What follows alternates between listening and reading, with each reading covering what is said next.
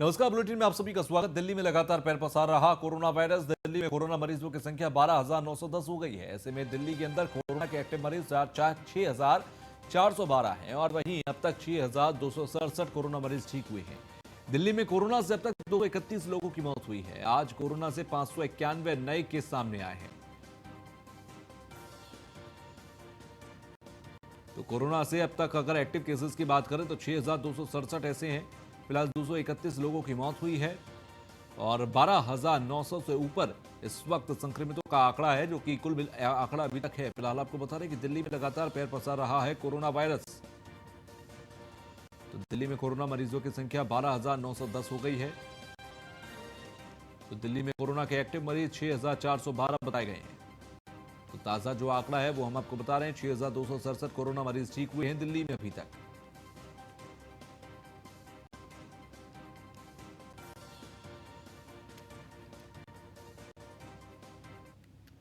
तो वहीं यूपी में भी बढ़ रहा कोरोना का ग्राफ। प्रयागराज में कोरोना मरीजों की संख्या बढ़कर 63 हो गई है। प्रयागराज में 17 मरीज ठीक हुए हैं, 3 लोगों की मौत हुई है। प्रयागराज में कोरोना के एक्टिव केस 43 हैं।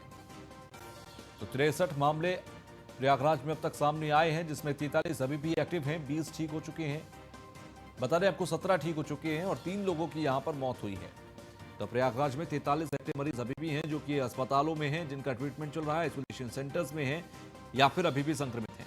तो यूपी में बढ़ रहा कोरोना का ग्राफ। प्रयागराज में कोरोना मरीजों की संख्या बढ़कर 63 हो गई है।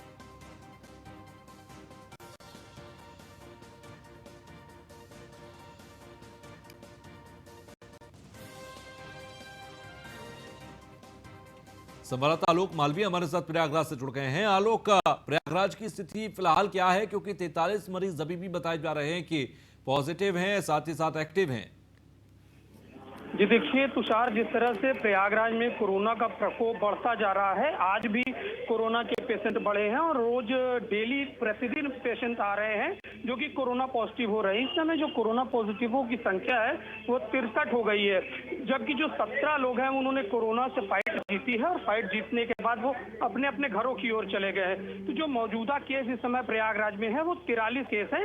इसके अलावा जो प्रशासनिक अमला है वो पूरी तरह से जुटा हुआ है कि किस तरह से कोरोना की महामारी से जो लोग आ रहे हैं, जो जगह जगह से कामगार आ रहे हैं, जगह जगह से जो मजदूर आ रहे हैं, उन्हें किस तरह से चेक करके उनकी किस तरह से ट्रीटमेंट की जाए कि वो कोरोना को आगे ना बढ़ा सके।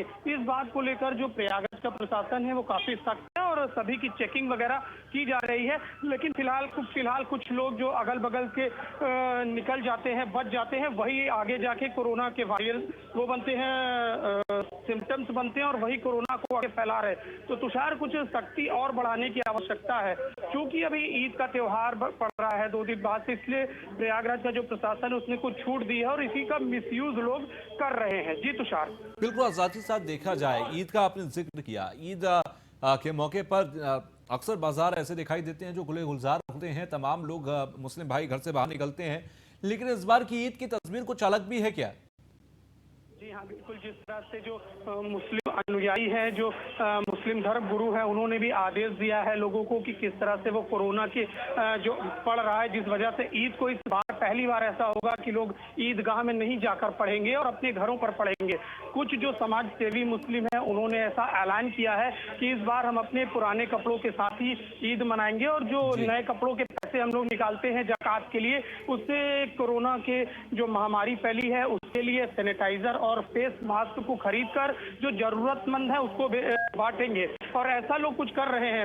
एक सामाजिक कार्यकर्ता हसीब अहमद है, उन्होंने इस तरह की मुहिम भी चलाई है और वो लोगों को कलेक्ट करके, उनके पैसे को कलेक्ट करके और साथ भी उनके इस तरह की चीजों का वितरण अभी भी कर रहे हैं। तो कुल मिलाकर जो ये कोरोना वॉरियर्स हैं उनका सम्मान भी हो रहा है और कुछ जो लोग दबे कुचले हैं, कोरोना से लड़ नहीं पा रहे हैं, उनके लिए सैनिटाइजर और मास्क भी मिल रहा है। जी तुषार।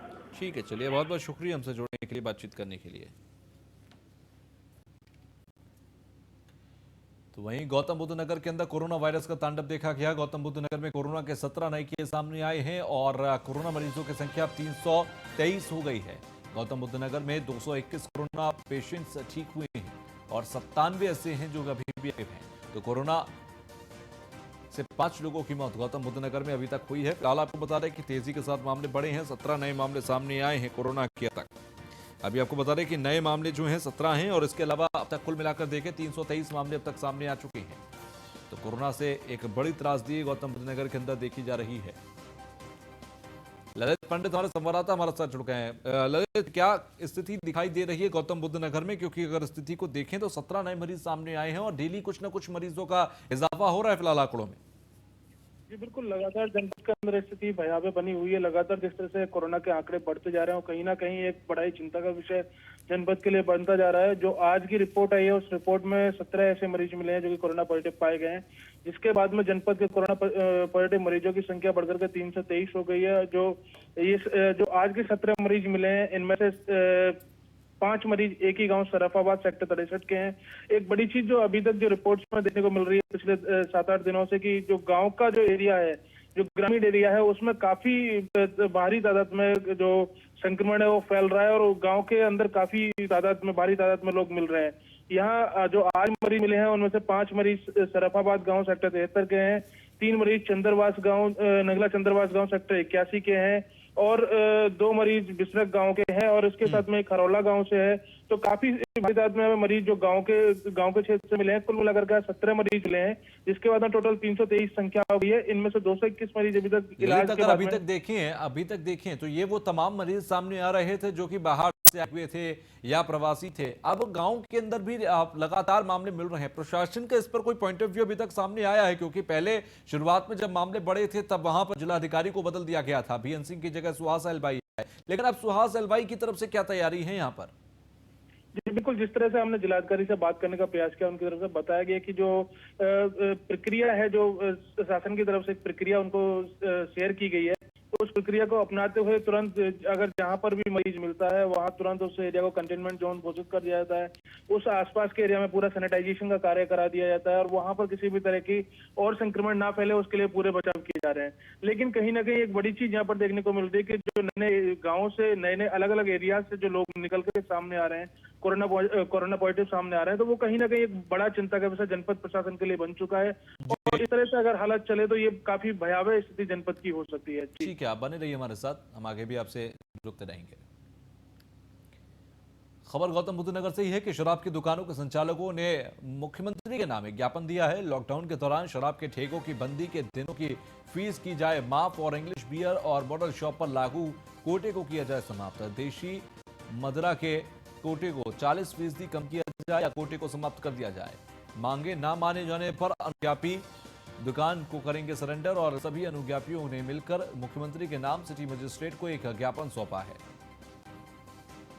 तो एक ज्ञापन सौंपा गया है, आपको बता रहे कि सभी अनुज्ञापियों ने मिलकर मुख्यमंत्री के नाम सिटी मजिस्ट्रेट को एक ज्ञापन सौंपा है। ललित हमारे साथ जुड़े हुए हैं। ललित, ये ज्ञापन जो सौंपा गया है क्या कुछ इसमें है, क्या कुछ मांगे उनकी हैं?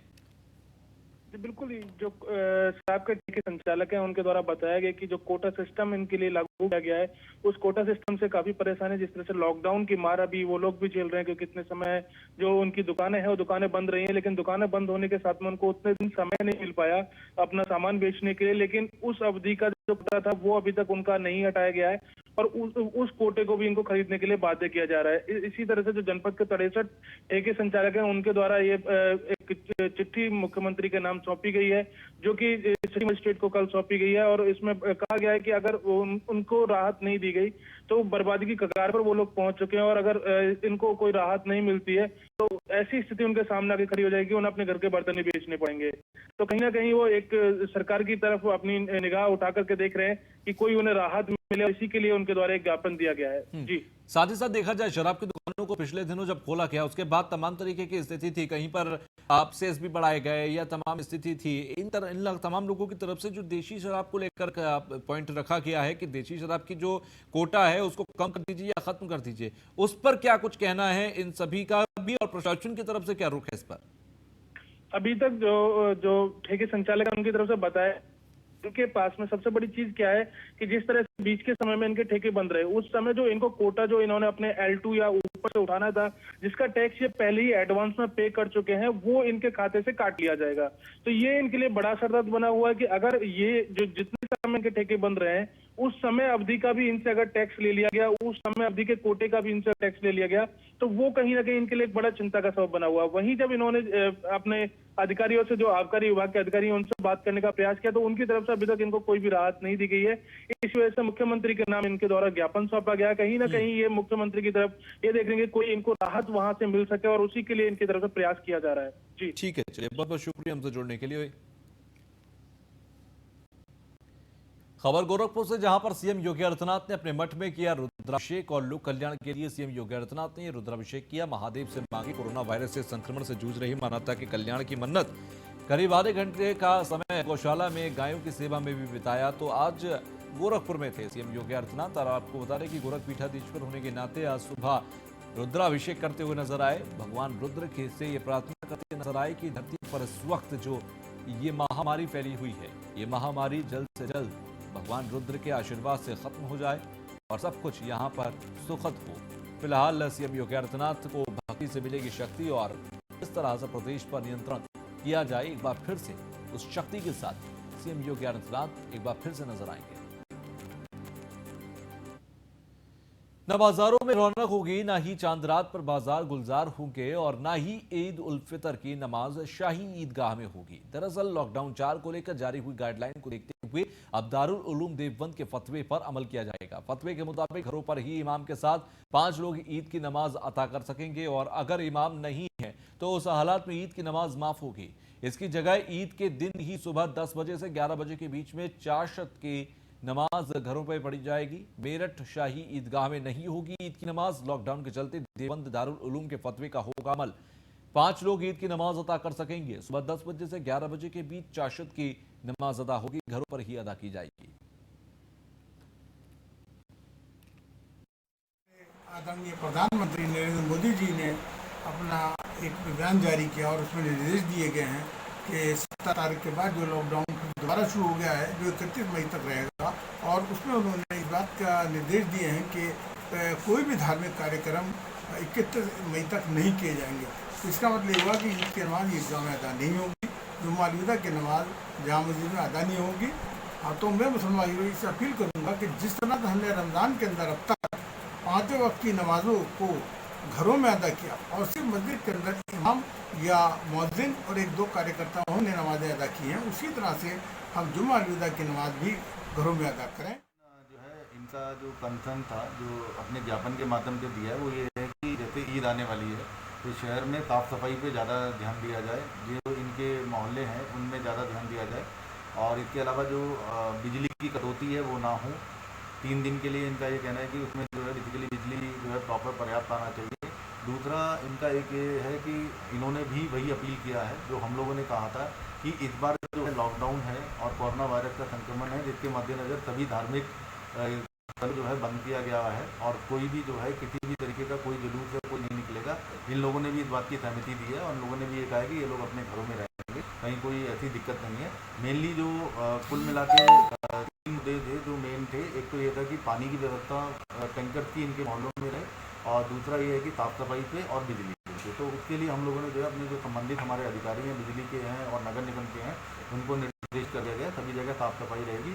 हम लोग वैसे भी सैनिटाइजेशन ड्राइव अपना पूरे शहर में चला रहे हैं। दिल्ली में डिलीवरी होने के बाद नवजात को गोद में लेकर पैदल हापुड़ पहुंचा दंपति परिवार। हॉस्पिटल से डिस्चार्ज होने के बाद पैदल चलकर तपती धूप में हापुड़ पहुंचा ये परिवार। आपको बता दें, बाबूगढ़ कोतवाल उत्तम सिंह राठौर ने दंपति को रोककर भोजन कराने के बाद बस के द्वारा घर के लिए रवाना किया। संभल का रहने वाला है दंपति परिवार।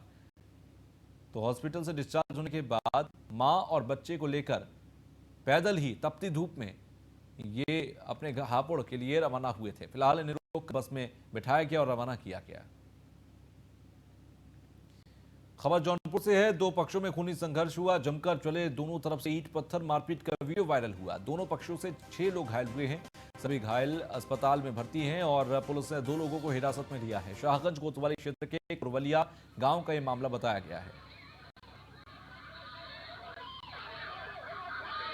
तो मारपीट का वीडियो वायरल हुआ है। ये तस्वीर आप देखिए, ये वीडियो हम आपको जौनपुर का दिखा रहे हैं। जौनपुर के अंदर 2 पक्षों में मारपीट हुई, खूनी संघर्ष तक पहुंच गई ये बात, और उसके बाद जो हाथ में आया वो उठाकर एक दूसरे पर मार दिया गया।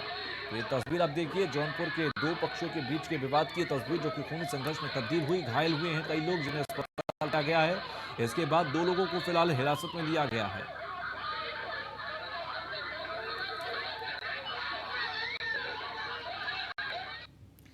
तो वहीं मऊ के अंदर चौक पर बैठने को लेकर विवाद हो गया। जमकर लाठी डंडे चले और युवती ने लगाया छेड़खानी का आरोप। परिजनों पर भी युवकों ने हमला किया। मारपीट का वीडियो वायरल हुआ है। पुलिस ने 11 लोगों को गिरफ्तार किया। मधुबन थाना क्षेत्र के पांती गांव की घटना है। तो जमकर लाठी डंडे चले हैं मऊ के अंदर। फिलहाल आपको बता दें कि युवती ने छेड़खानी का आरोप लगाया है।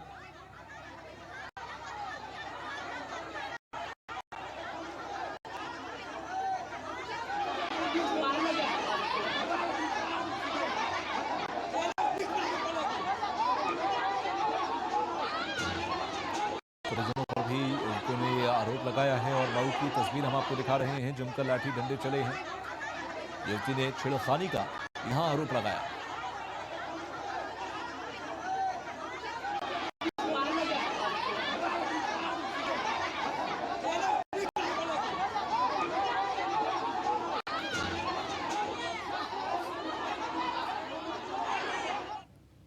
खबर हरदोई से है, जहां पर बच्चों के विवाद को लेकर 2 पक्षों में मारपीट हो गई। दोनों पक्षों से जमकर लाठी डंडे चले। डंडे और फावड़े भी मारपीट यहां पर हुई। आपको बता दें कई लोग घायल हो गए हैं, जिनको अस्पताल में भर्ती कराया गया। दोनों पक्षों की तरफ से थाने में तहरीर दी गई। पुलिस ने कई लोगों को हिरासत में लिया। थाना लूनार के पकरी गांव की यह घटना बताई जा रही है। सभी घायलों को अस्पताल में भर्ती करा दिया गया है। तो हरदोई का मामला, दोनों तरफ से जमकर लाठी डंडे और फावड़े यहां पर चले हैं। मारपीट में कई लोग गंभीर रूप से घायल हुए हैं।